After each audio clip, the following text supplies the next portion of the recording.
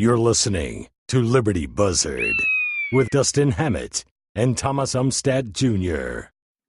So, as a citizen of Austin, I don't know if you're keeping track of the city council or how much you keep track of that stuff, but I got to tell you, the Austin Justice Coalition, which is kind of the opposing the police coalition out there, as far as power politics are concerned, they are doing a phenomenal job.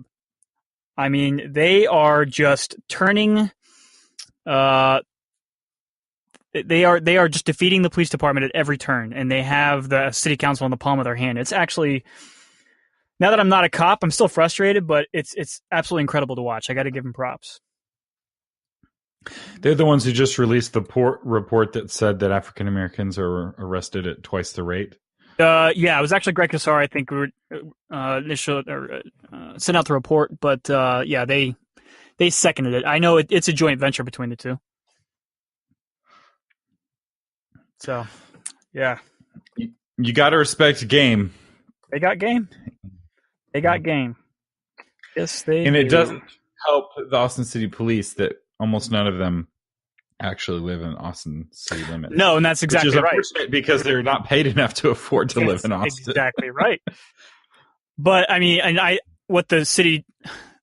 most of the people like you out there who don't go to council meetings and just have lives and you don't care, or not that you don't care, but that you have lives and you have other things to do. Anybody who calls 911 is going to see an increase in their service because you're about to start losing a lot of officers who have under 10 years of service are just fed up and they're about to leave.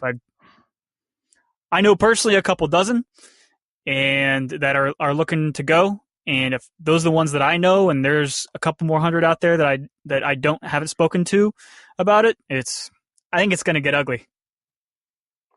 Well, it goes in waves, right? So Yeah. you'll have a bunch of cops leave and the crime rates will go up and then people will complain to the city council and then they'll do something about it.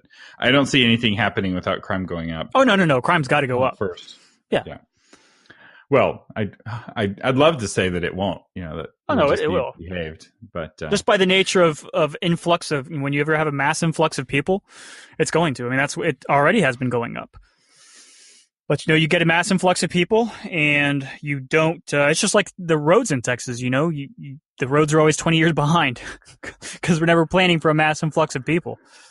That's well, it's going to stop, right?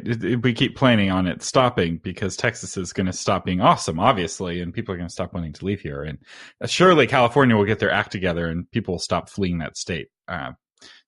It's bound to happen eventually. We don't want to be stuck with a bunch of roads with no one driving on them when it does. Yeah, sure. When it gets too populated here, that's about the time it'll stop. when the taxes have evened out, that's about the time it'll stop.